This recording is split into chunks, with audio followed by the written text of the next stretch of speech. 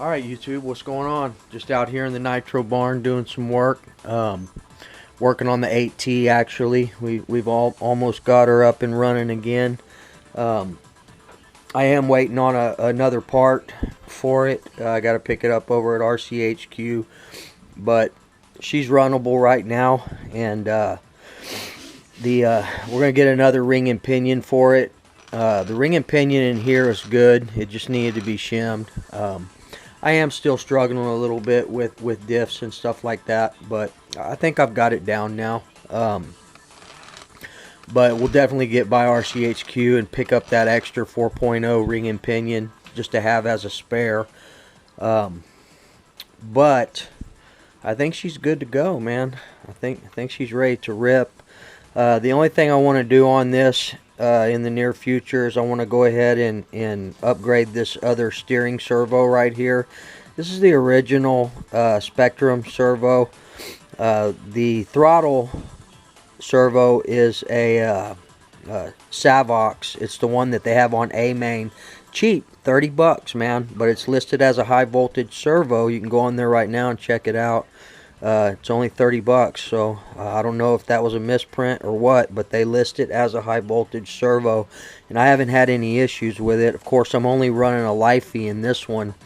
I'm running this Electron Lifey, which is a little bit smaller than the Reedy or the ProTech, and it fits here in the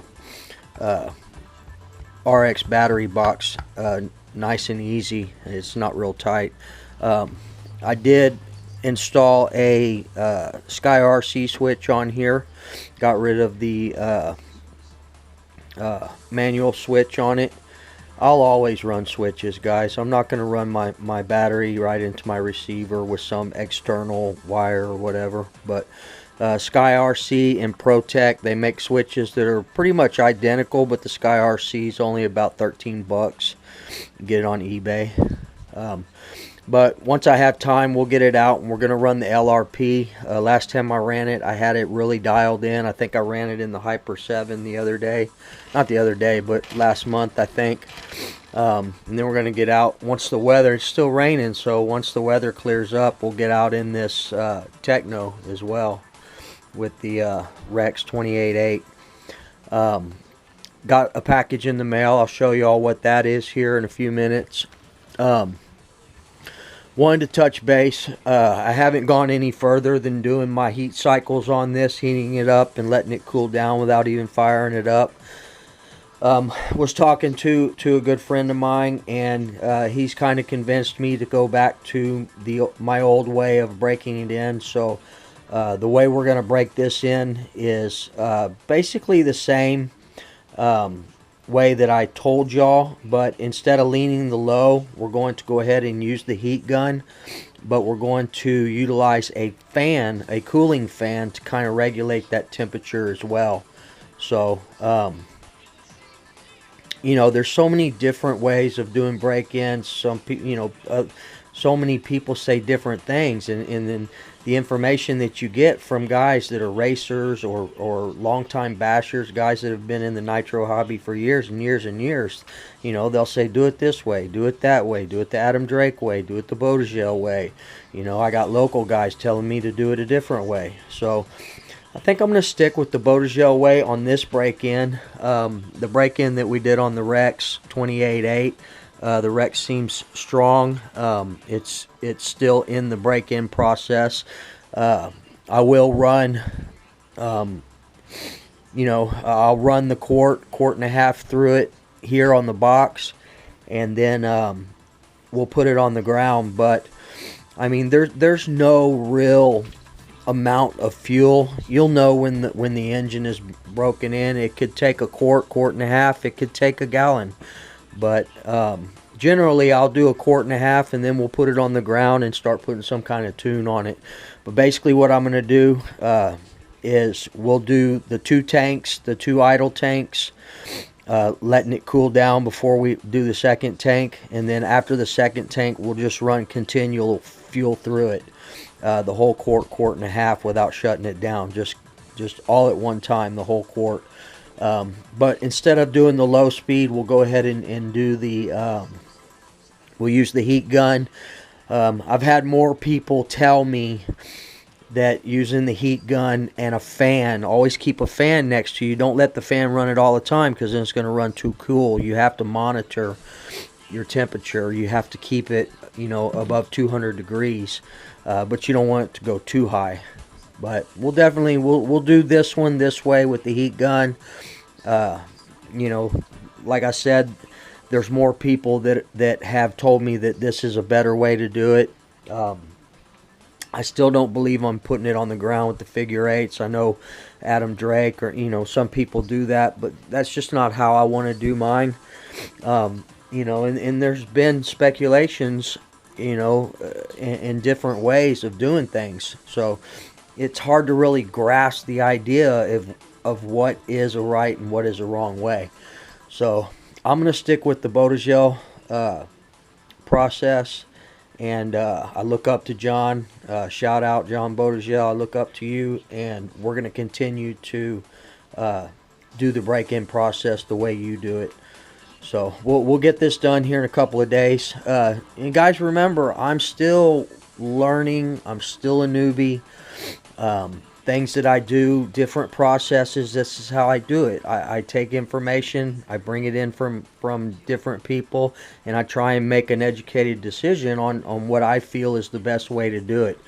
But in this instance, I feel like the way that I just explained to you is probably the best way to do this at this point right now. So we'll do the complete Botagel break-in on this, and you know, go from there. Regardless, you know, basically you just want to keep your temps up, run plenty of fuel, run it really rich, and you should be fine. So I just kind of wanted to touch base with y'all on that, and let you know what my intentions were on this right here.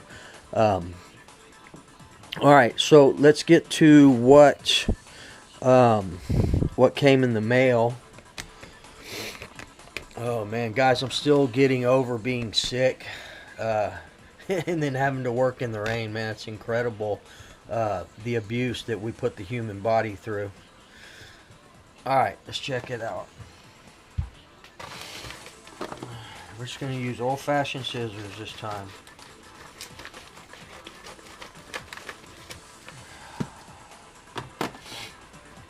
Alright, guys. Damn, man, they sent me the wrong one. But still a good one. Wow. Okay, well, it's still a high voltage servo. I returned a Savox Black.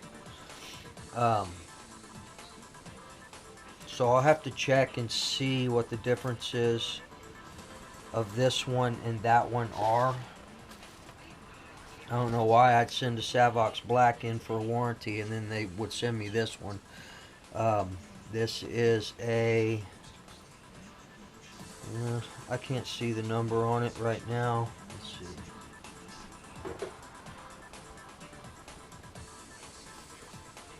This is the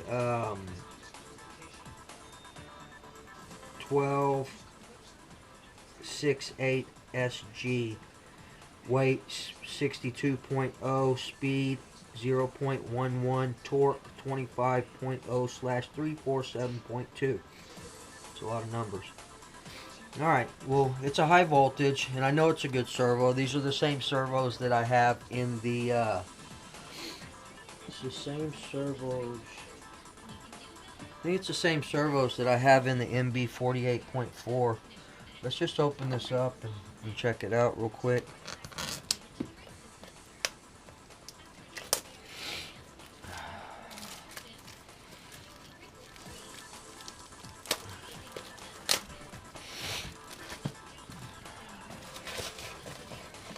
My nose is all running crazy.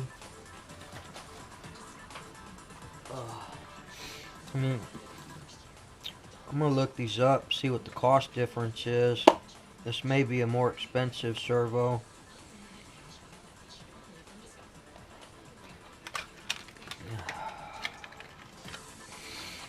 Savox always comes with some good stickers.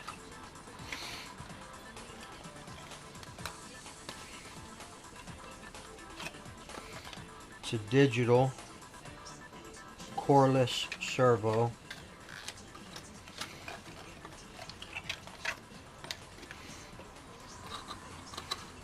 I don't know, maybe this is a better servo.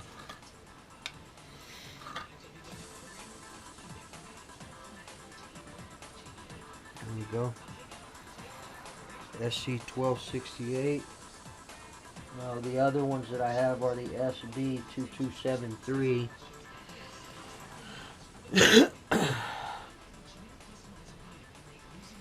4096.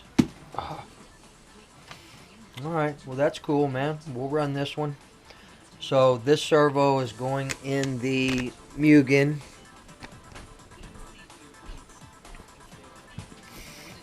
And this is the servo that I run in the Mugen, the Savox Black. It's SC1268, which is also a digital servo. Alright, well I'm going to look this up and see what the cost is on this one.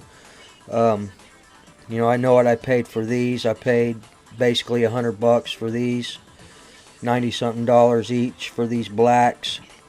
So, cool. Alright, well, we'll get this installed here in the next day or two. And then hopefully we can get out and do some practicing on the track. I got a couple of people that are wanting to go out with me and run, so now we can get that done and get this engine broke in. But the main point of this video was to let you guys know that personally I don't feel there's any issue with using the low speed to monitor your heat. But what I think that is I think that and this came from a racer. That information and that break-in method came from a racer, a friend of mine, someone that I've known for a while, and he's raced for 25 years or so. But I think that is more of a quick, you know, they're trying to break in engines quick, you know, as far as the track and stuff like that. So that may be a totally fine way of breaking in an engine. But I think for us bashing and wanting to do more long-term, you know, we want longevity in our engines. Sometimes racers, they run their stuff really, really lean. Like when I got that, when I got the MB48.4, it had this P5 2013 edition in it, and man, it was just leaned out to the max. The first time I ran it, I had to back off the needles a little bit, you know, riching it up a little bit. So there's a huge difference between a racer and a basher, is what I'm starting to figure out, you know. So definitely we're going to do it with the heat gun this time and a fan. I'll have a cooling fan right here, and once the temperature starts to rise a bit, we'll hit it with the fan and monitor the temperature and keep it, you know, 220 degrees. So, but definitely I will only run about a quart and a half through it here on the box, and then we'll put it on the ground. But that's not to say that the engine will be broken in yet. You'll know when the engine is broken in. It's going to have more of a consistent tune on it. Your fuel is going to be cleaner coming out, your oil. I try to listen and watch what a lot of different people do, but I think I'm getting to the point to where I'm narrowing it down to where I'm basically studying one or two people and their different methods, not just on break-in, but on a lot of stuff. So I think that's going to help me, and this is all part of my journey, you know, through 1/8 scale Nitro, is trying to figure out what works and what doesn't work. So I think I'm starting to figure that stuff out. You know, I got the tune down, and I got the tune down by basically listening to just a couple of people instead of, because everybody wants to always bombard you with, you know, do it this way, do it that way, and it's hard to really decipher what is a good way to do things. So you really have to, I think, narrow it down to just one or two people, and you know, do the best you can to decipher out what the best advice is that's being given to you. So one other thing I wanted to point out or touch base on is this thing with the Nitro Nerd. You know, I've talked back and forth with the Nerd, you know, quite a bit over the past several months off of YouTube. We've communicated back and forth a bit. And I knew about his wife's passing months ago, but I didn't feel it was my place to put it out in the public. I felt like when he was ready to do that, he would do it, and I'm confident that he would have done it. But regardless of the fact, it's out there now, and you know, just like everybody else, you know, my condolences to him and his family. But you know, I just felt like it really wasn't my place to say anything about it out, you know, on YouTube, out in the public. That's his personal business, and if he wanted us to know about it, I think that he would have shared that with us on his own. But you know, I talk to the Nitro Nerd every now and then, and not just in my comments on YouTube. We email and text back and forth sometimes, and he's a really good guy, that's for sure. A lot of people got and have gotten the wrong impressions as far as him and what his intentions were and why his videos had changed. But the guy is just a really creative guy. I mean, he's made an album, you know, a genre album, and I think it's really cool. I'm really impressed by it. So kudos and shout out to the Nerd, but it just wasn't my place to put it out on YouTube. Alright guys, so I'm freezing out here in the barn. It's like, I think we had a front come through with this rain, so it's getting cold, and I don't have my heater on right now. So I'm probably going to shut this video down pretty quick. I just wanted to bring out those couple of things about the way I'm going to break in this engine, and probably the way I'll break in my engines from here on out. I probably won't use the low speed manipulation to keep the idle up. We're going to do it strictly with the heat gun and the fan. So this break-in procedure, we're going to do exactly as our mentor and our brother Bodegel has shown us, you know, many times on video of how to do it. And I've gone back and I've studied a few videos on that. So other than that, guys, I think that's about it. Just a quick video. I got these things, the same things that I hung my hats on. It's this strip of fabric, and it's got these little clips on it, kind of like a clothesline to hang my bodies. Man, I thought that was pretty cool. So the only thing is, if I didn't have this here, it's gonna hit my head. I'm short, but I'm not that short. So alright guys, I think that's gonna be it. It was kind of a shock to get a different servo in the mail. I was expecting another black, but I'll look this one up, and I'm sure this is probably a pretty bad to the bone servo as well. I know I have the orange and black ones here in the Techno, but I'm not sure if they're the exact same ones. Well, I know they're not the exact same ones because they're different numbers. I can't see the throttle servo, but anyway guys, that's gonna be it, man. Just wanted to touch base with y'all, and I'll probably be working the next couple of days. Oh, I got the Woogie Nitro ramps up. I widened them, I lengthened them. I think it's going to be pretty cool, so I can practice some of my jumps and stuff with the takeoff and the landing ramp. So as soon as it dries up here, man, it's been raining for a couple of days. As soon as it dries up, we'll get a video out of doing some of that. I want to put the Techno in the air as well. So alright guys, I think that's going to do it, man.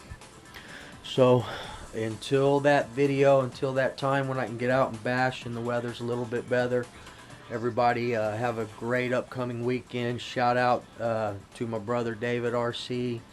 Shout out to the Nerd. Shout out to Mr. Bodegel. Island Duke, man, I appreciate you commenting on my stuff all the time. Shout out Sherman RC, man. I love watching you doing your break-in vids and all that kind of stuff. And you know, there's a bunch of other people, Family Affair, Nitro Nation, Nitro Addict, Just a bunch of guys out there, man. Shout out to Gearhead. I haven't really been watching your videos, Gearhead, because I haven't seen anything about Nitro in them. I don't know if you're doing Nitro or, you know, and titling it something different or whatever. I've checked out a couple of your diesel mechanic things, but, you know, I'm more into the Nitro stuff. So if it's really not RC related, I'm not watching too much of it, but put some RC stuff out there, and we'll check it out for sure. So, all right, guys, that's going to be it. Remember, treat people the way you want to be treated, and we'll see y'all in the next video. I'm out.